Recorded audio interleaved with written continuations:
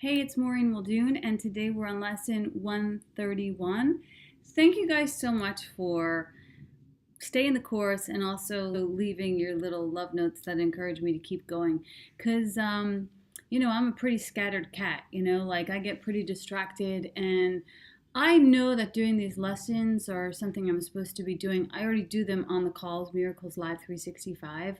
But doing them out on YouTube helps to make them available for people who either can't get on the call or who just want to dip in gently. And it's my small part in helping to share the things and the concepts that have saved my life and given me peace of mind. So I know that this is my part to play in the grand plan of God, and I'm sometimes reluctant to play it, because for 100 different flavors of reasons that nobody needs to go into. But while I'm here, I also wanted to share with you, since I'm sharing, two other things. I've written a couple books. This one is Giant Love Song, and in regards to this lesson, no one can fail who seeks to reach the truth. Giant Love Song was based on a story that my dad told me when my mom died, and it really helped me to get to a bolder idea of truth in regards to life and loss and death and love. And so if you're ever interested in reading, I think, a really great book, you can check out the reviews. It's Giant Love Song. And my other book that was just published in November is A Spiritual Vixen's Guide to an Unapologetic Life.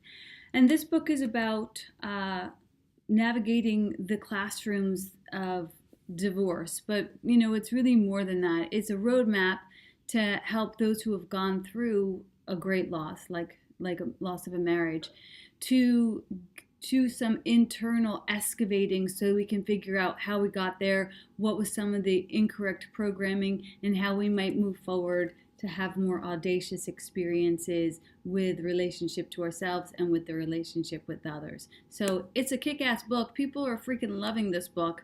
I gotta say, Spirit definitely wrote it, because once it was published, I was like, I'm not even sure. I mean, I basically just told my story, which is a funny story. My husband left me for Miss Universe, but that's not the most important story. The most important story is one you'll find out when you read it. So, I wanted to invite you to check out those books on Amazon. All right, so now we're going to get into the lesson. Lesson 131. No one can fail who seeks to reach the truth. Failure is all about you while you seek for goals that cannot be achieved. You look for permanence in the impermanent, for love where there is none, for safety in the midst of danger, immortality within darkness of the dream of death. Who could succeed where contradiction is the setting of his searching and the place to which he comes to find his stability?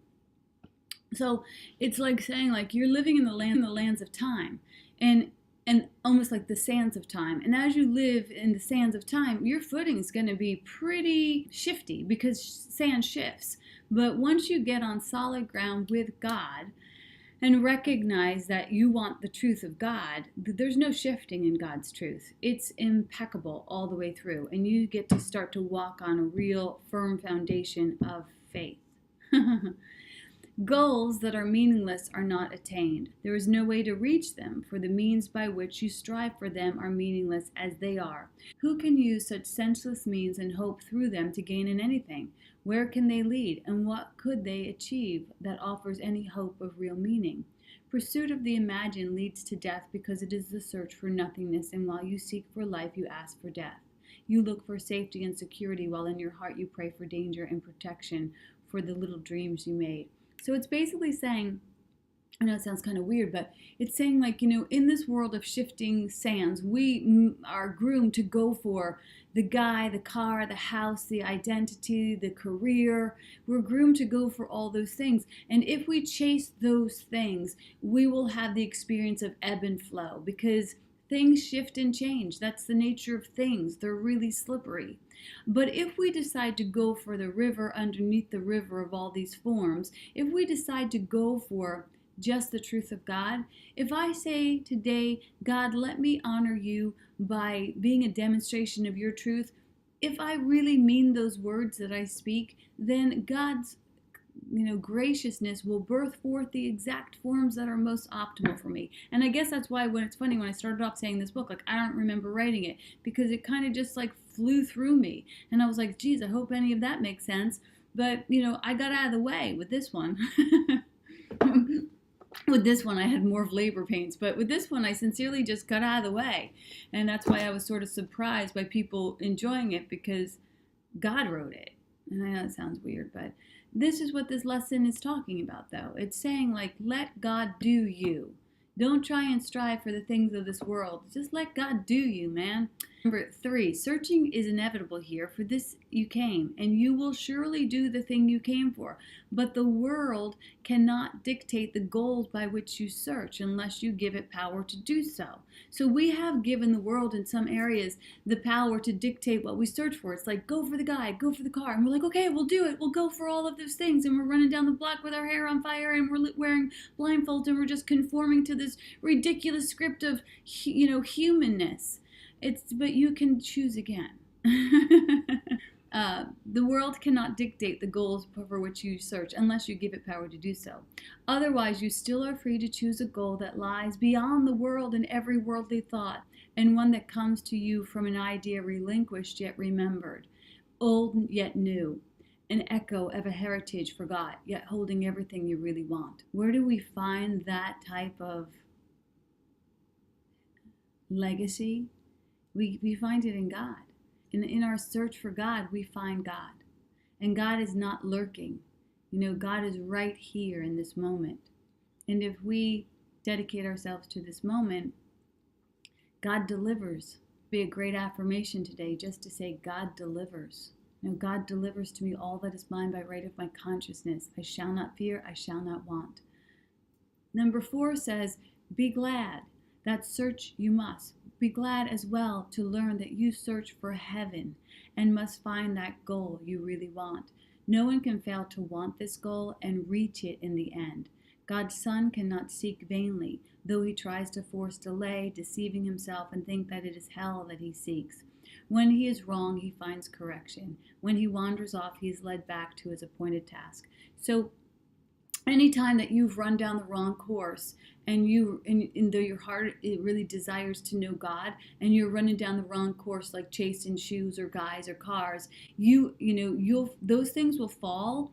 There's a thing like when I used to audition in Hollywood for roles and I didn't get them, there's a thing called rejection. But rejection is just redirection. You might feel like you have rejection, like you've been rejected from these things. But that's just a gentle redirection so we can get you back on course so you can see what you really, really, really want. You don't want the fleeting, you want the forever, and the forever can only be found in God. No one remains in hell, for no one can abandon his creator, nor affect God's perfect timelessness and unchanging love. You will find heaven. Everything you seek but this will fall away. So if you find yourself in a period where shit is falling, you're like, I lost my job, I lost my love, I'm about to lose my mind. Don't worry. Sometimes before these spiritual awakenings, we got to go through a little bit of a cleansing. And believe me, like I have had major shifts in my life. I was in Hollywood for 20 years. I was, chasing this dream. I had the house and the pool and the celebrity neighbors. And then, I got a calling. It didn't make any sense, but I followed it. For once, I followed God's calling instead of mine. And once I started to follow God's calling, I no longer was chasing everything. Everything was coming to me. It was a breath of fresh air. And I thought, why did I waste so much time chasing these alternative dreams? I forgive myself, I move forward. And I show up today so I might help you to take a shortcut to God. So everything you seek but this will fall away. Don't worry when it falls away. That's just like when the little seed's shell falls away and it's like, wait, that's my shell. I need my shell. The seed never argues for its littleness. It's always like, oh yeah, let that drop because I got places to grow. Okay, that's the same with you. So when you feel like these things are falling away, just know, oh, it's painful to crack out of this littleness, but apparently I got places to grow. Yet it will fall away, yet not because it it has been taken from you, it will go because you do not want it. You will reach the goal you really want as certain as God created you in sinlessness. Number 6, why wait for heaven? It's here today. Time is the great illusion. It is past or in the future, yet this cannot be if it is where God wills his Son to be. How could this will of God be in the past or yet to happen? What he wills is now, without a past and wholly futureless. It is as far removed from time as is a teeny candle from a distant star, or from what you choose from what you really want. So right here, in this breath, breathe it in. I am, exhale, this breath. Breathe in, I am. Breathe out this breath. And use that mantra to bring you to this breath. If you are aware of this breath, you will be sure to be present. And as you continue to practice presence, you can let go of all the sticky wantings of the world and just be in this moment. And then you get to move into purpose. Not what I want, but what would God have me do here? What would love have me do here?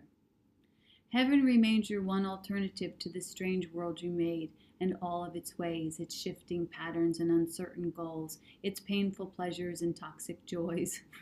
It's kind of funny, right? Sounds like a whole bunch of oxymorons, painful pleasures and tragic joys. But hey, have we not experienced those? I know I have. God made no contradiction. What denies its own existence and attacks itself is not of God. He did not make two minds, with heaven as the glad effect of one and earth the other sorry outcome, which is heaven's opposite in every way. God does not suffer conflict, nor is his creation split in two. How could it be that his Son could be in hell when God himself established him in heaven? Could he lose what the eternal will has given him to be his home forever? Let us not try longer to impose an alien will upon God's single purpose. He is here because he wills to be, and what he wills is present now, beyond the reach of time. It's funny that in time we are constantly reaching, and in timelessness we no longer have to reach for anything because everything is given to us. Some of the principles of a miracle worker, the first 3 are: you are all you need to be, you have all you need, and love is all there is. So, this lesson taps into that reminder. Number 9, it says, today we will not choose a paradox in place of truth. How could the Son of God make time to take away the will of God? He thus denies himself and contradicts what has no opposite. He thinks he made a hell opposing heaven and believes that he abides in what does not exist, while heaven is the place he cannot find. He thinks he made a hell opposing heaven and believes he abides in what does not exist, while heaven is the place he cannot find. This is all ridiculous. Right here and right now, in this breath, is an invitation of your acceptance of heaven. Right here and right now. Why linger? Why wait? Why wait for heaven? This lesson asks us. What are you waiting for? Why don't you get back to this breath? And if you string enough moments together, enough breaths together that are centered in peace, you will experience a consistent heaven. And from that place, I know it seems like we'll be giving up everything and losing our minds, but really from that place we will find miracles. Like we will begin to really see how good God is. You're ready for it. Otherwise you wouldn't be listening to this lesson. Number 10. Leave foolish thoughts like these behind today and turn your mind to true ideas instead. No one can fail who seeks to reach the truth, and it is truth we seek to reach today. We will devote 10 minutes to this goal 3 times today, and we will ask to see the rising of the real world to replace the foolish images that we would hold dear, with true ideas arising in the place of thoughts that have no meaning, no effect, and neither source nor substance in the truth. This we acknowledge as we start upon our practice period. Begin with this. I ask to see a different world today and think a different kind of thought from those that I have made. The world I seek I did not make alone. The thoughts I want to think are not my own. So we want to be open to the thoughts of God. For several minutes, watch your mind and see, although your eyes are closed, the senseless world you think is real. Review the thoughts as well which are compatible with such a world and which you think are true. Then let them go and sink below them to the holy place where they can enter not. There is a door beneath them in your mind which you cannot completely lock to hide what lies beyond. So it's saying, like, as you go into this meditation, like, close your eyes, look at this world that you think you want, and then look at how you really don't want it, and then go even deeper into the thoughts of God. Seek for the door and find it. But before you try to open it, remind yourself, no one can fail who seeks to reach the truth. And it is this request you make today. Nothing but this has any meaning now. No other goal is valued now, nor sought, nothing before this door you really want, and only what lies past it do you seek.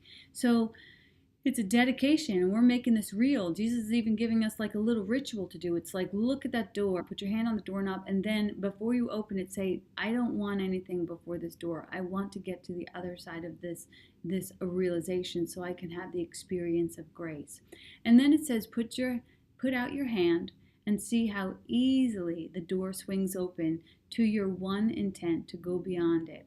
Angels light the way so that all darkness vanishes and you are standing in the light so bright and clear that you can understand all things you see. A teeny moment of surprise perhaps will make you pause before you realize the world you see before you in the light reflects the truth you knew and did not quite forget in wandering away in dreams. You cannot fail today. There walks with you the Spirit heaven sent you, that you might approach this door someday, and through his aid slip effortlessly past it to the light. Today that day has come. Today God keeps his ancient promise to his holy Son, that's you, as does his Son remember his to God's. This is a day of gladness, for we come to the appointed time and place where you will find the goal of all your searching here and all the seeking of the world, which ends today as you pass beyond the door. How about it? Like, that's the good news, right? Like, aren't you ready to let all that dang searching go so you can experience a greater degree of peace? Finally, the last paragraph says, remember often that today should be a time of special gladness and refrain from dismal thoughts and meaningless laments. Salvation's time has come. Today is set by heaven itself to be a time of grace for you and for the world. If you forget this happy fact, remind yourself with this. Today I seek and find all that I want. My single purpose offers it to me. No one can fail who seeks to reach the truth. So, a lot of tools were given today. One of them is, breathe in, I am, and release my breath. I am this breath. I am this breath that brings me to my single purpose of just being in peace. Once I'm in peace, I will experience my purposefulness. When I'm in my purposefulness, I'll know exactly where to go and what to do and what to write without even knowing, what the whole plan is. I'll be in a more humble position with God because I'll just be in the passenger seat and I will not be driving the car and I will not be telling God where to go because I'm not looking for God to take me where I want to go. I'm seeking to reach the truth today, and the only way that I'm going to be able to reach the truth is if I go with God. So thank you guys for joining me today, and thanks for liking and subscribing and sharing with your friends. God bless. Namaste.